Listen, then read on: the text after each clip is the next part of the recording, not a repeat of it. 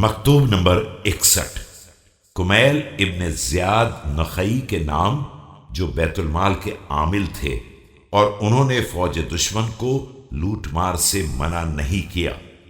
بسم اللہ الرحمن الرحیم۔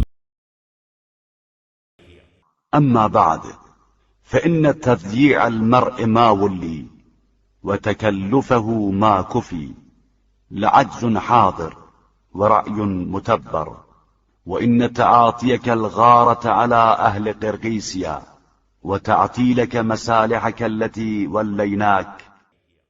اما بعد انسان کا اس کام کو نظر انداز کر دینا جس کا ذمہ دار بنایا گیا ہے، اور اس کام میں لگ جانا جو اس کے فرائض میں شامل نہیں ہے، ایک واضح کمزوری اور تباہ کن فکر ہے۔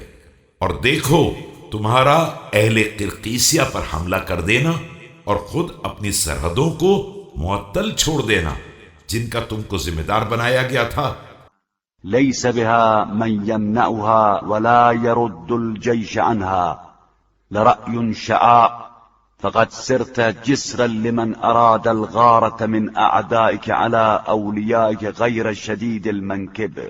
اس عالم میں کہ ان کا کوئی دفاع کرنے والا اور ان سے لشکروں کو ہٹانے والا نہیں تھا، ایک انتہائی پراگندہ رائے ہے، اور اس طرح تم دوستوں پر حملہ کرنے والے دشمنوں کے لیے ایک وسیلہ بن گئے جہاں نہ تمہارے کاندھے مضبوط تھے ولا مهيب الجانب ولا ساد ثغرة ولا كاسر لعدو شوكة ولا مغن عن أهل مصر ولا مجز عن أميره۔